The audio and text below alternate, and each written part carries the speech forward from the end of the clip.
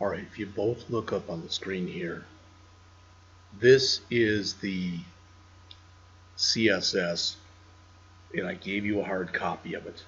All right, and I sent it to you for one of the programs in the book. This is the code for it. Now, I'm going to run it and then try to go over it with you. It doesn't look like what we've done before. All right, the logic is the same, but the way that they show it is different. Please look up on the screen here. So I'm going to run this. Okay.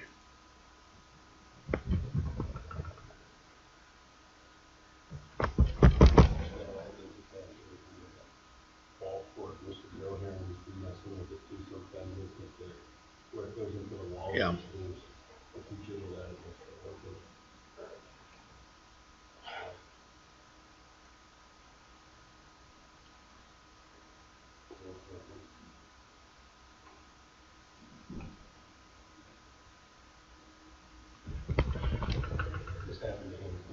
Oh, I believe it. Well, he also said that we had one that actually worked pretty well, and when he started, he tripped on it.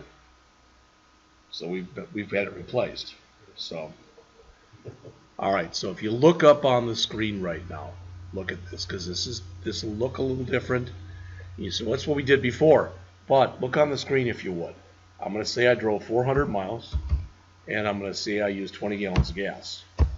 All right. Now look what happens when I click the button.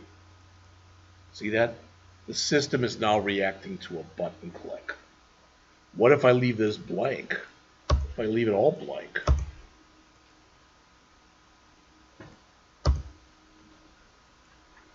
See that? Again, the system is reacting to a button click.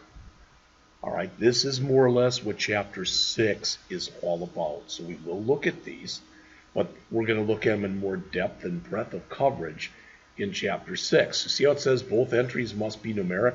Eventually, we're going to make this box bigger. We're going to put things right in there that'll be red.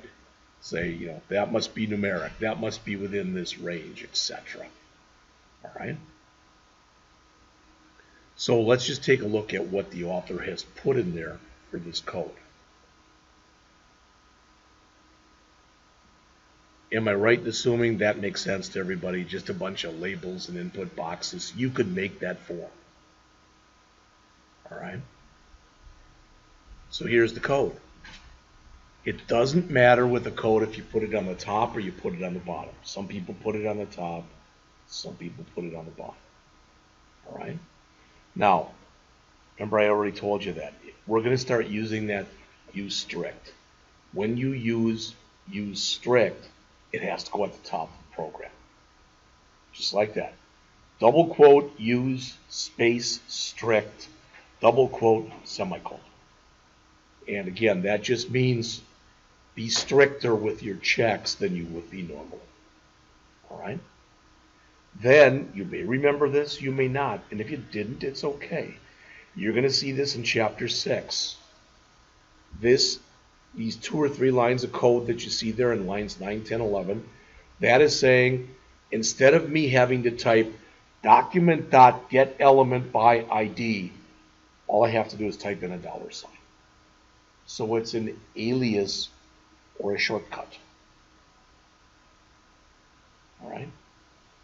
So, for instance, if people thought that my name, that Jeffrey was too long, and they said, you know what, from now on we're just calling you Jay. That would be an alias then for Jeffrey. All right, same kind of thing.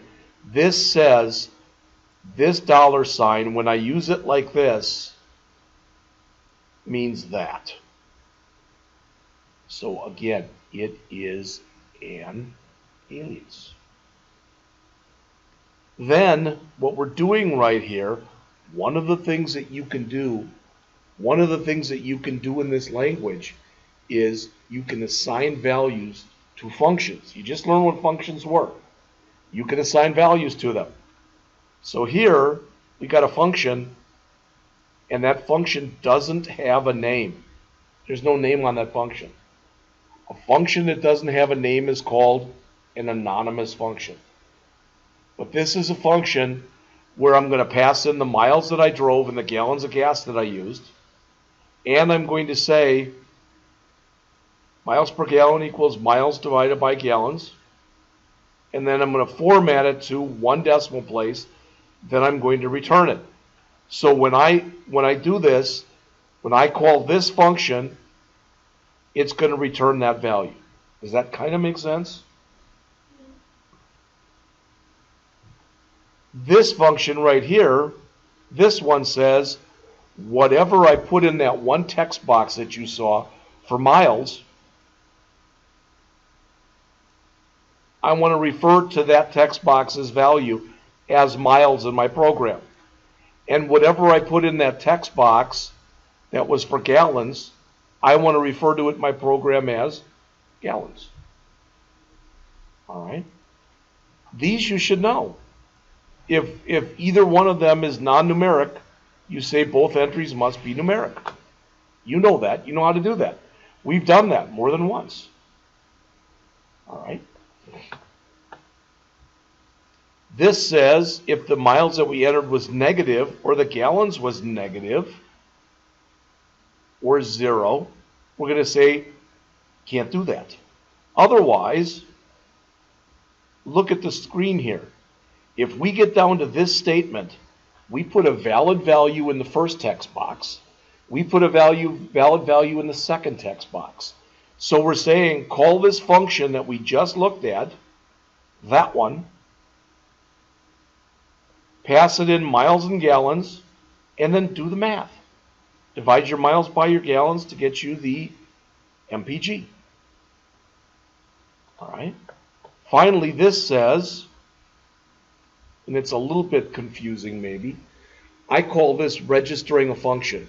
What this says, these 3 lines right here say are, when you click the button that says calculate, whenever you click it, call that routine. Did you hear what I said? Whenever you click it, whenever you click the button called calculate, call that routine. That's all it says. All right? Tomorrow what we will do is we'll go back and this thing that I just did for you, this calculator program that we just wrote, we'll rewrite it. We won't change too much of it, except now I'm going to have 1, 2, 3, 4, 5 buttons in it. Are you with me? I'm going to have one button that'll have a plus sign on it, another one with a minus sign on it, another one with a multiply, then etc. Now when you click the button, it'll do the math for you. Does that make sense? So you can see the difference between the example that I did for you, and I'll fix the other one tomorrow, and then we'll see what we'll be moving toward as we go on in here.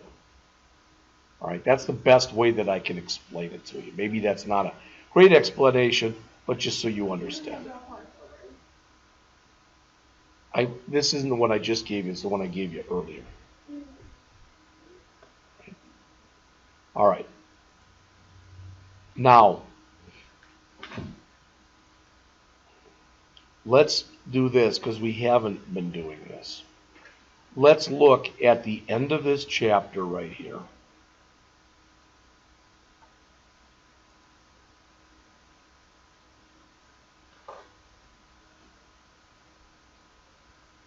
And see what the author is asking for the exercises. We're not going to do these, but let's just look at them. In this exercise, you'll enhance the validation and you'll clear the entries. So, you look up on the screen here. You notice how we've got a second button that says clear entries? See that? So the idea, we want 3 things to happen when we click this button. We want whatever is in here to go away. We want whatever is in here to go away, and we want our cursor to go right there. Does that make sense? That's what we're going to be doing.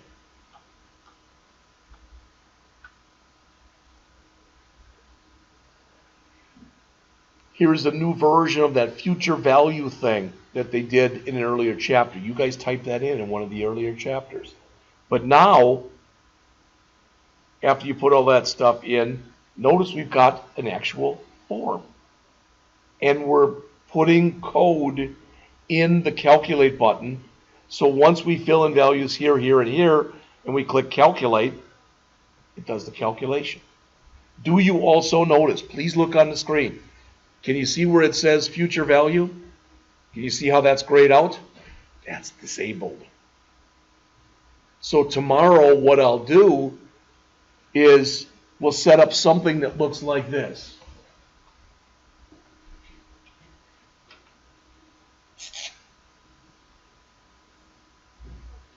And so it'll look like this. Number 1, and there'll be a text box. Number 2, and there'll be a text box. Then we'll have buttons here. Plus, minus, multiply, divide, modulo. All right? And when you click any of those, we'll have a thing here that says answer.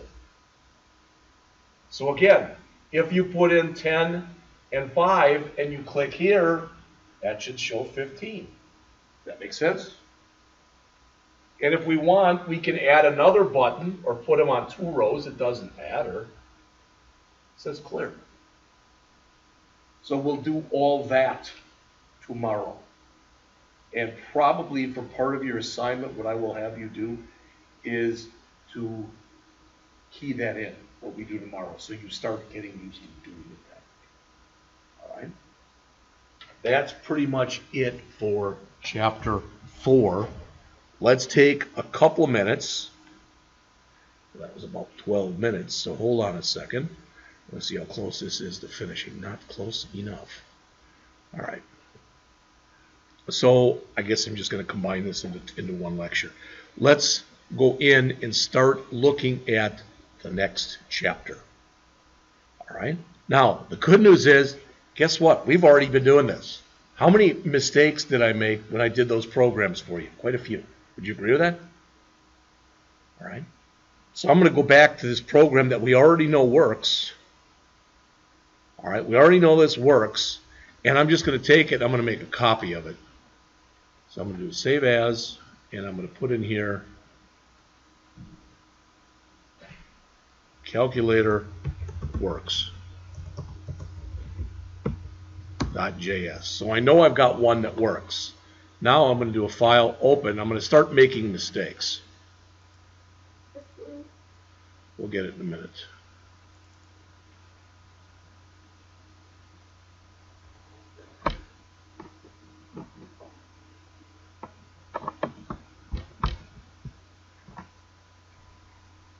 All right.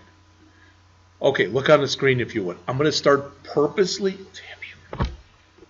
making mistakes in here. I'm going to start purposely making mistakes. Why? Because that's what you're going to do. And I don't mean you're purposely going to make mistakes. I mean that when you're working on this stuff, stuff's just going to go wrong. All right, so I want you to be able to start to see, hopefully, the kind of stuff that is bound to go wrong. Why? Because it just does. So let's put one in here. All right, see how we got number 1 and number 2 there? See that? You could for a second.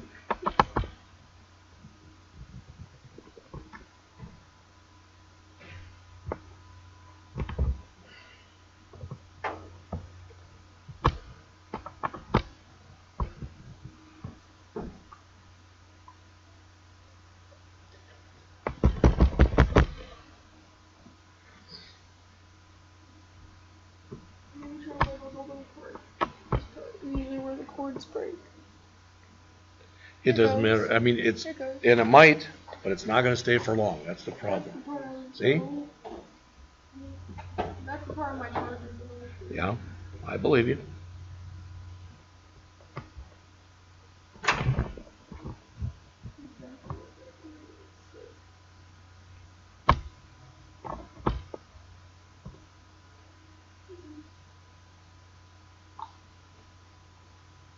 All right, so I'm going to start making some mistakes. Please look up on the screen. See where I've got here?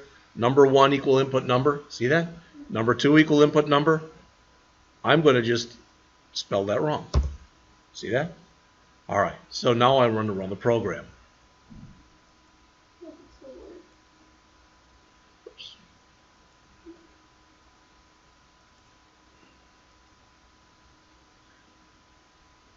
There's my calculator. So I'm going to run the program.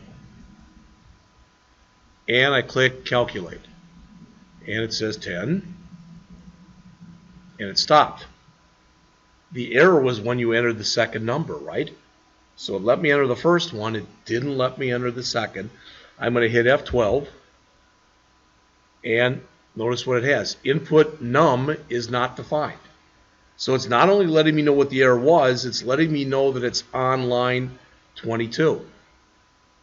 So I go back to line 22, and lo and behold, well, that's the works one. I don't want that one. There. File open.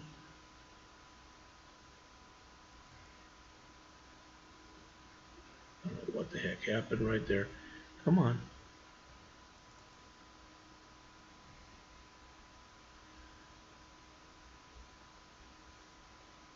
All right, so see the error? Sometimes errors like that are really apparent, you know? I mean, you can look at them, oh, geez, that makes sense. I just spelled that wrong. Fix it, boom, it works. Sometimes they're not. Now I'm going to show you one. I was going to put this on your next test. I'm not going to because I didn't know if you'd find it or not. Okay? All right. When we come through here, let me close that. Let me close that. Okay. So here is my tag, right? I'm going to just remove that ending tag. All right. Now I'm going to come back into here, and I'm going to run the program.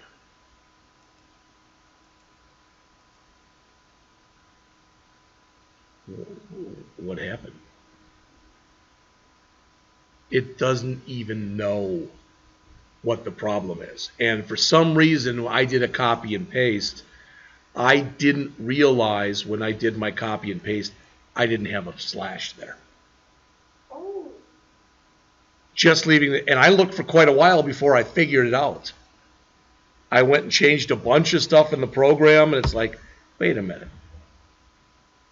That's the kind of error. So the error can be here. What if I spelled main wrong? What if I put two N's in there? All right, now I run this. Nothing happens. I hit F12. What does it say? Main is not defined. So sometimes you're going to run into errors like that. You're going to fix them like that. They literally will take you a matter of seconds to fix. Now, I've got main. Now, that's correct. What if I make it in here? What if I make it main? All right. Jeez. So now it's spelled wrong in there. All right, so I come in and run it again. Now notice nothing happens. I hit F12. It says main is not defined. Sure it is. Yeah, it is, but in here it thinks the name is main, and in here it's different. See that? And you might like, well, that's simple. Usually the mistakes that you make are you spelled something once one way and once another way. All right, look on the screen.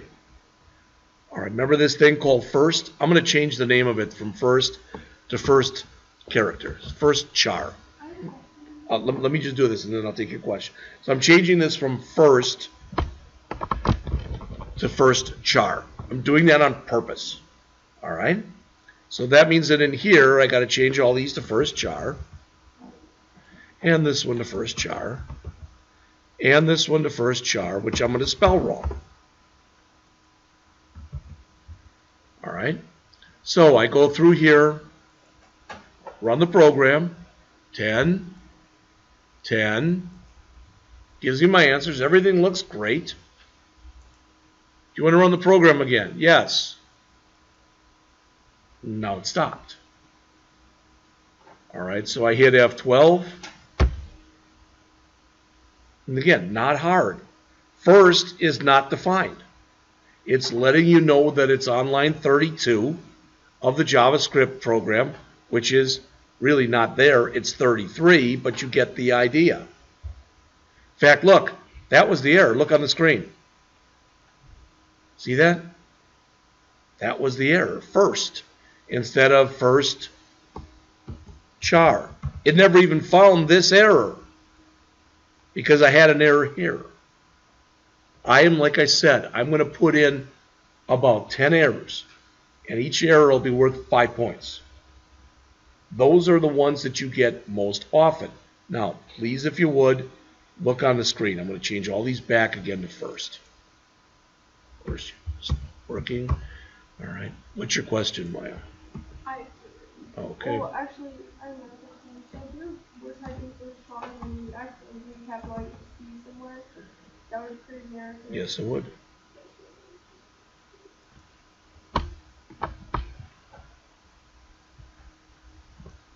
All right, so we've come in here, we've done all this stuff. Every error I've shown you so far, it's called a syntax error. All right, syntax error is an error in the language.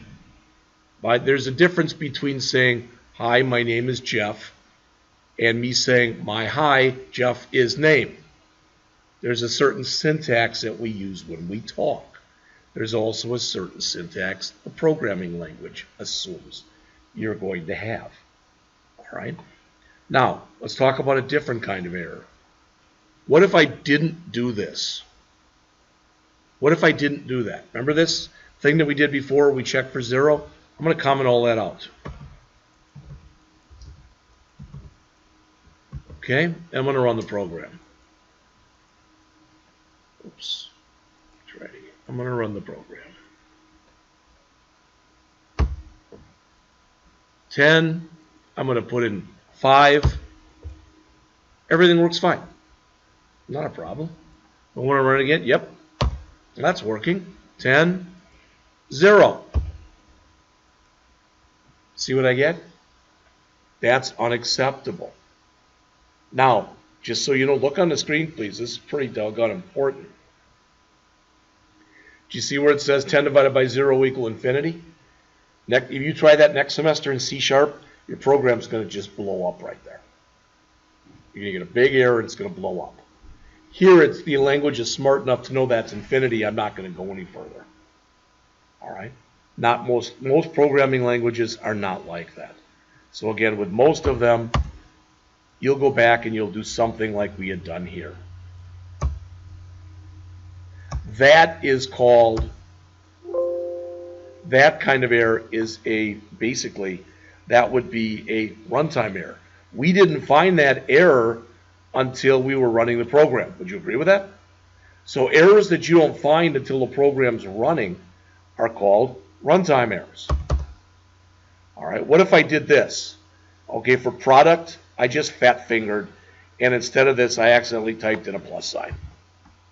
All right, so I'm going to run the program.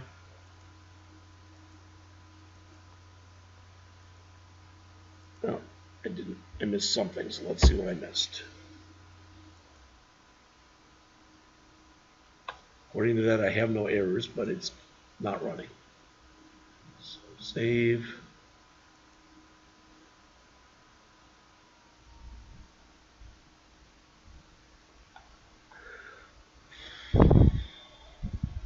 That's been saved.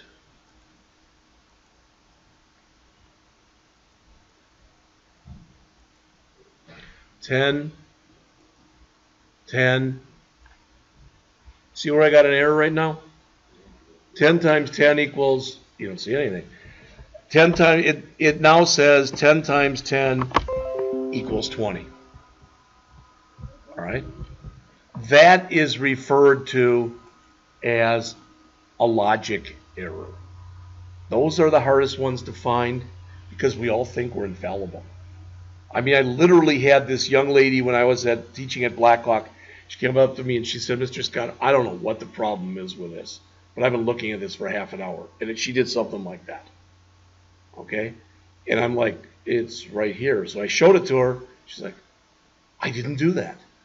Yeah, gremlins came in, while you were out of the room, and somebody else came in and did it to your machine. Come on.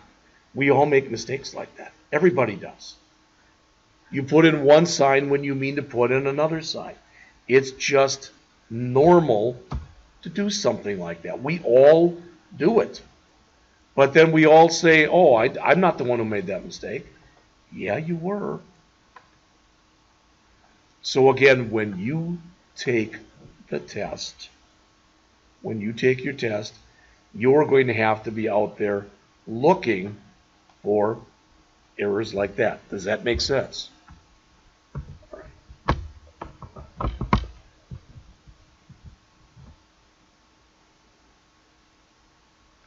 So again, Chapter 5 is how to test and debug an application. Now look at this.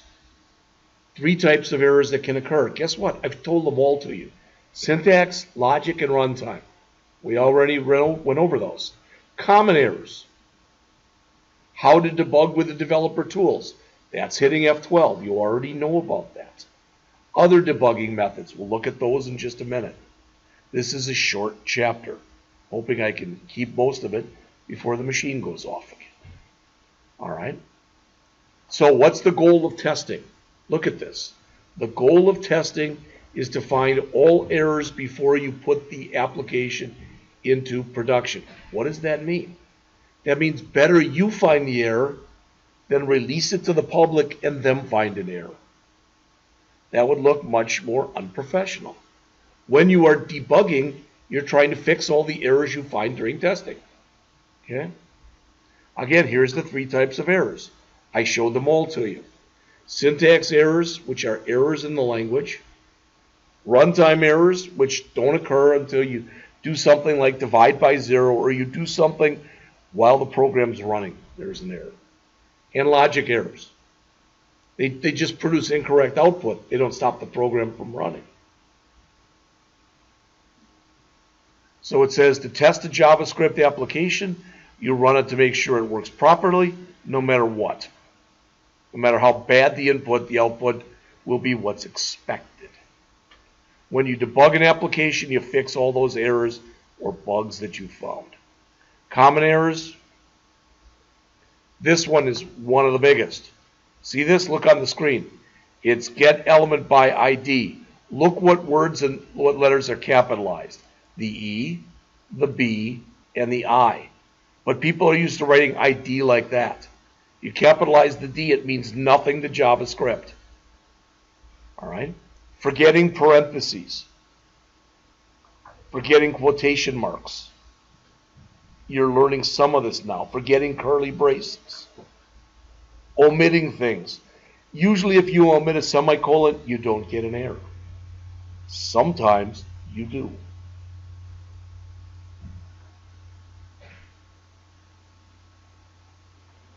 Problems with data and comparisons. All right? You may or may not be aware of this, but tell me if you think this will work or not. Good God. If I come in here and do this, so if I come in and I say parse int, and I give it a number like this, that's not an int. You think that'll work? No. The answer is, yeah, it will. Guess what it does? As soon as it sees something that's not a whole number, it throws the rest of it away. So it'll just give it 3. All right? What if Now, it's like 3.7? doesn't matter. No, it will not bump it up. Okay. It throws everything away. Not only that, this will work.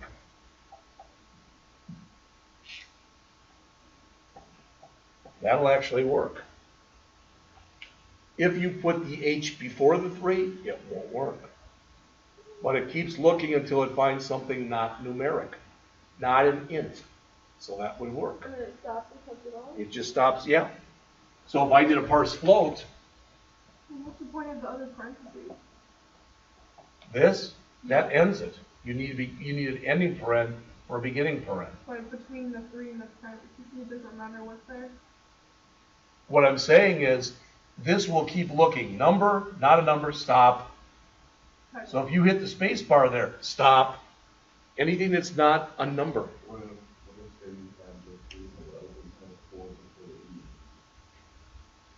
Like 3H for ELLL? No, stops as soon as it sees something non-numeric. And notice it Doesn't matter. So if I had 3H11115, it would be just a 3. All right, but again, that is a common error. That's just for the parse int. The parse float works the same way, but let's say that I did this. Let's say I did a parse float, and I put in here parse float, and I put in 3.14.15. That's okay. That's okay. That's okay. That's okay. You can't have 2 decimal places or 2 decimal points. Can't do that. So it throws the rest of it away. All right. And the other stuff works the same. As soon as it sees a letter, it just stops.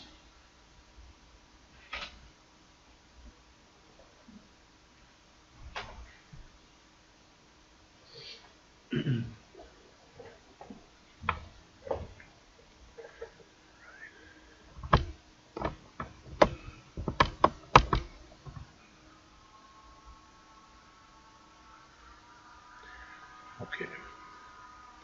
When the JavaScript engine comes to a statement that it can't execute, it throws what's called an exception. You're going to hear about this as we go on. If I'm walking down the road, and let's say that she's 2 now, but let's say that I had my granddaughter, she was just born, all right? And you know, I got her in a carriage, baby carriage, and I'm walking by, and Maya Caesar says, "Wow, what an exceptional child," for whatever reason. I would probably say thank you, correct? I'd probably say that. When you get an exception in a program, it's an exception to the rule. It's bad. Exceptions in programming are bad. That means something was working and it doesn't work now. All right? So how do you make sure that doesn't happen? Well, you test the hell out of your program. All right? There is like an old adage for testing. You know, what does testing involve? Number 1, test. Number 2, test. Number 3, test. Number 4, go back to step 1. All right? Because every time you run a program, you're testing it. Even if you don't realize that, you are. You're always testing it.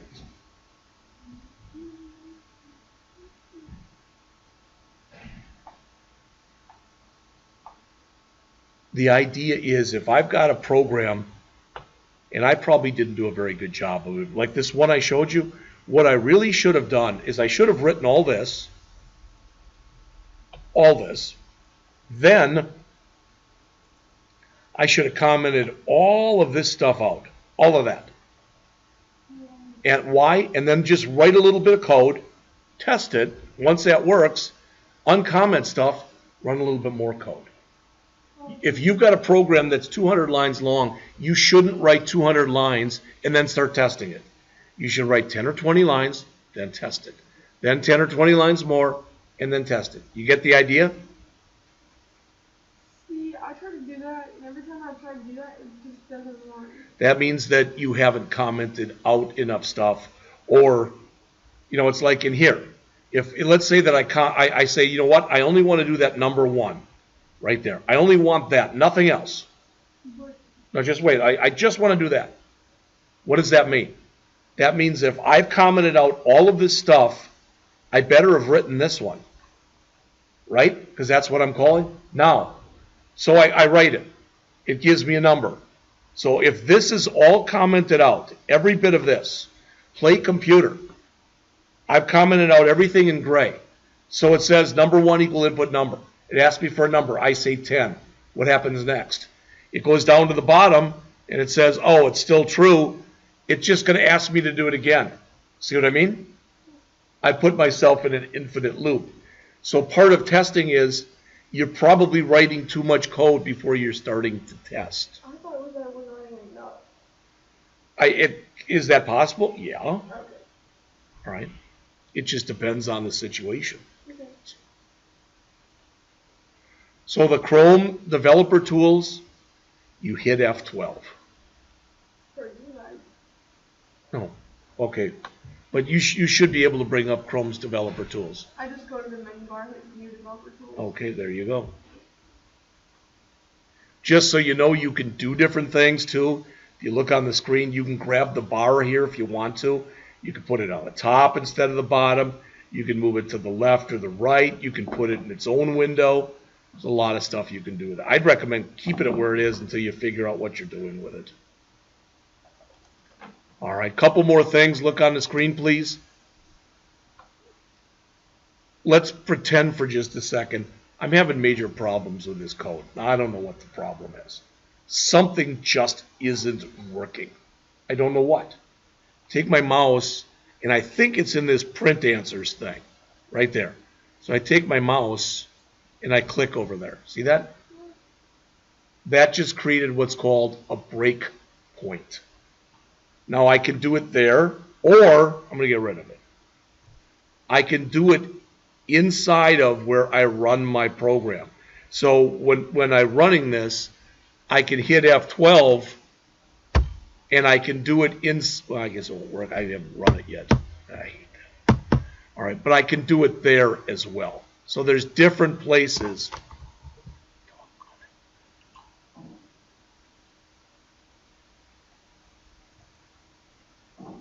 There's different places that I can do this, what I'm trying to get across to you. There we go. But I'm going to see if it'll stop on here if I do it right there. So I'm going to run the program.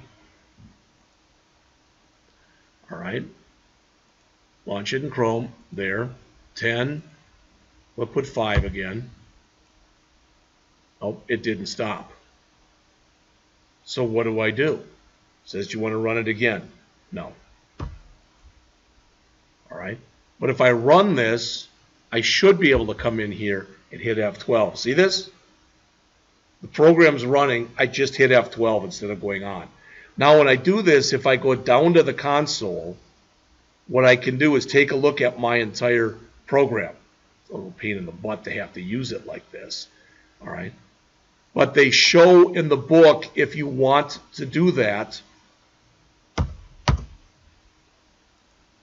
how you can. All right, what am I talking about? Look on the screen. They have one of those breakpoints there. I showed you how you can click there. Look on the screen, please, because it's kind of important.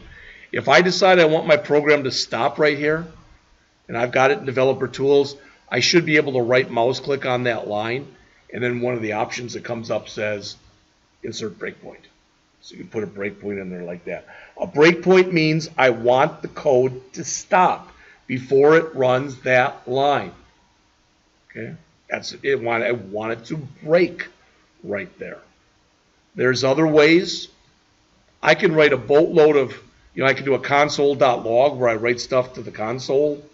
I can put in alerts up the wazoo. I can put in an alert after every single thing I do to make sure that it was working okay. So there are different ways. View source code, guess what? You know how to do that already. Validating HTML, you've done that already. Validating, here's the validator, look on the screen. You've done that. Validating CSS, you've done that. All right. So we won't even run, I hate to keep doing this, but we're going to do this first thing tomorrow. Let's look at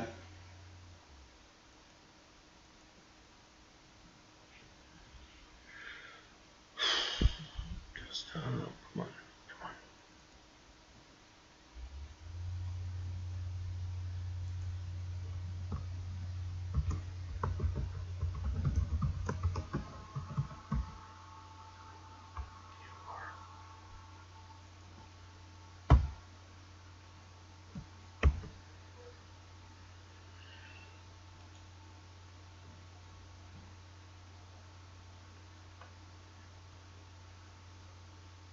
So one of the things I handed out to you today was the study guide for Chapter 2.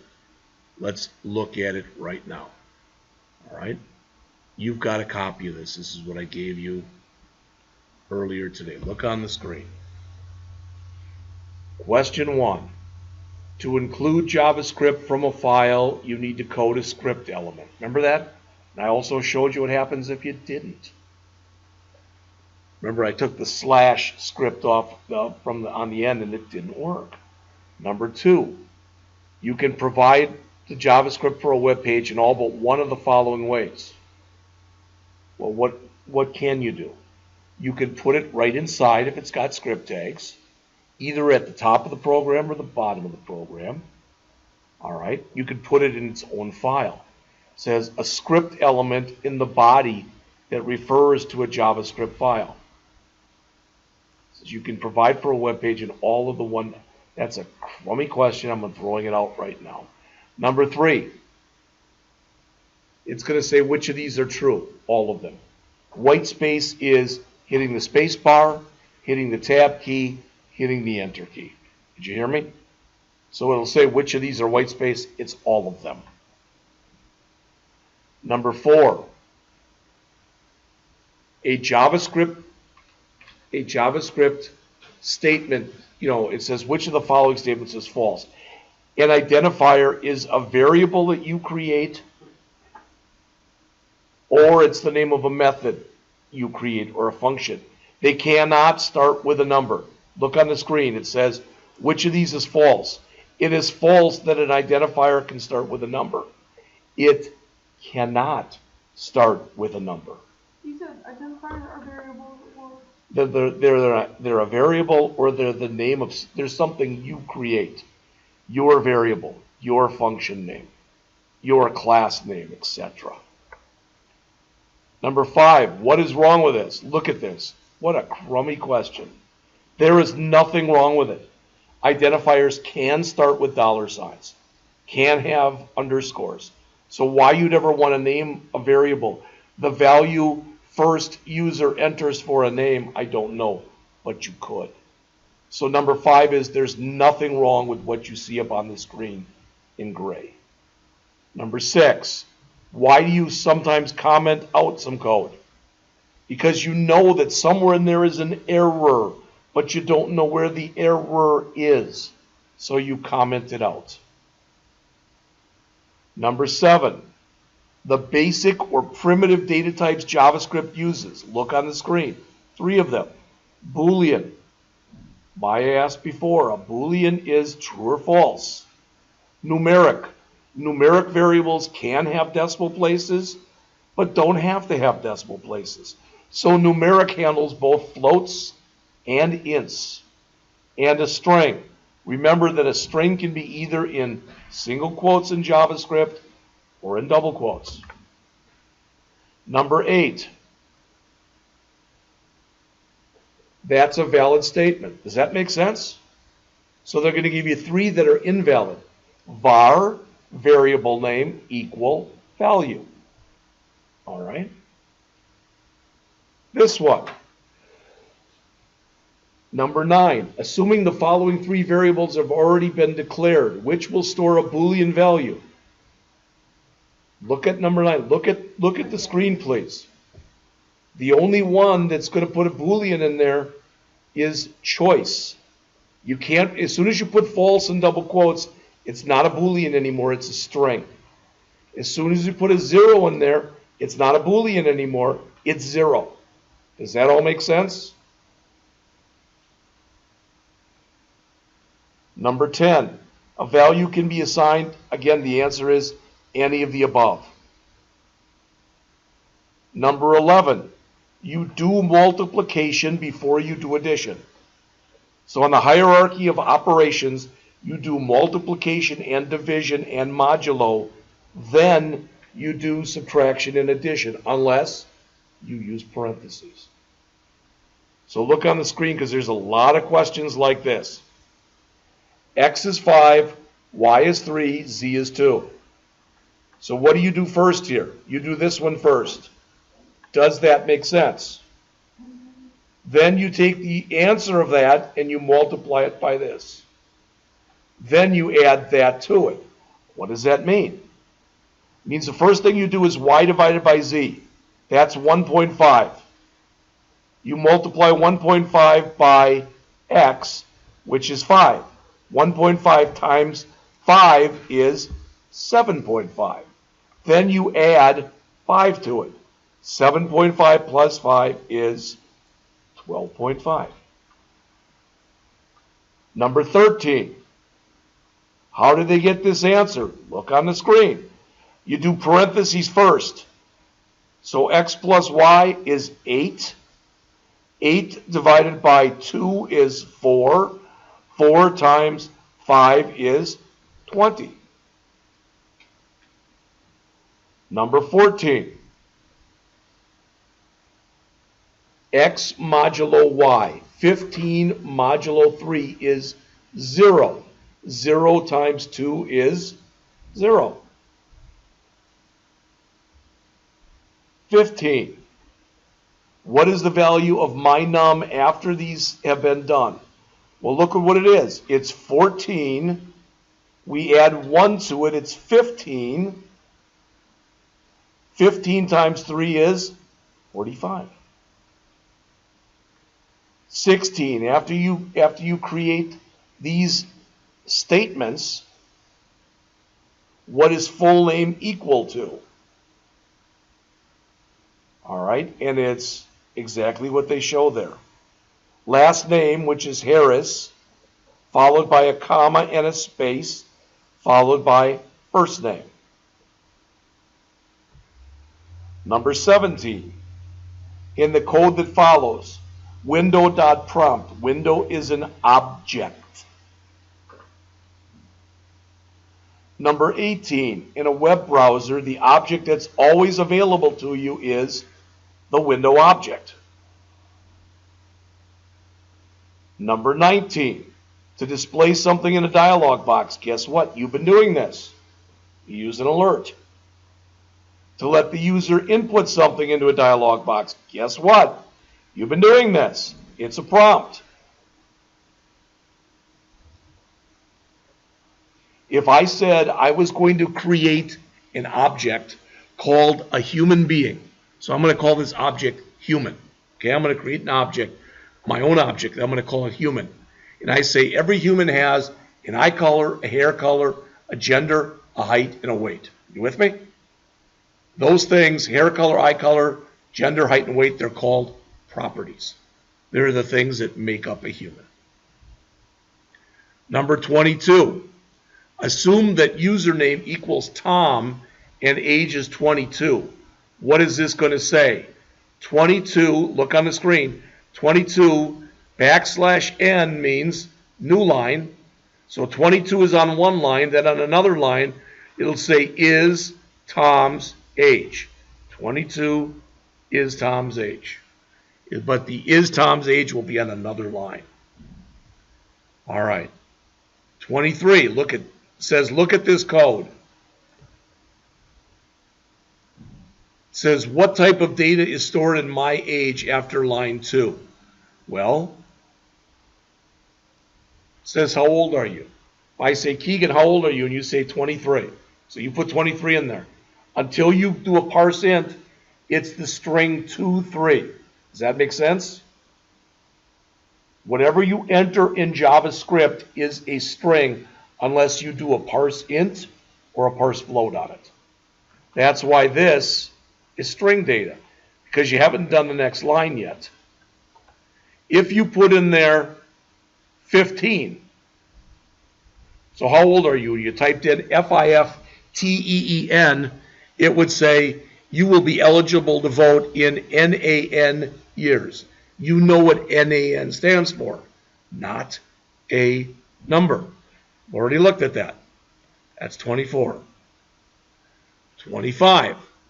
What would be returned if you entered 14.78? Guess what? We already looked at this. Remember? If you put 14.78 there, see this? It's going to remove the 0.78 because it's a parse int. 26. To write a string to a document, you use write or write line. And 27 says, what code would result in the same output as the following? This, look on the screen, this is the same as if you typed in this. All right? So when we start tomorrow, we'll go over this one more time, then we'll take the test. Then we're going to go do this right here. See that? The answer thing you wrote. Yes, the second calculator. We'll do that. Did you say you were taking out one or two? The question? No, what I'm going to do on here is there's 27 questions. I'm going to just, so let's say you got 100%. You're going to actually get 108. But if you miss 2 questions, you'll still get 100. That makes sense? Yeah. So yeah, I'm throwing 2 of them out. And or giving you extra credit for 2, depending on how you do. So let's say you get a 17. It'll be 17 out of 25, not 17 out of 27. So your grade will be better. Questions? All right. You got about 50 minutes left today. All right. And so we'll just pick it up here then again tomorrow.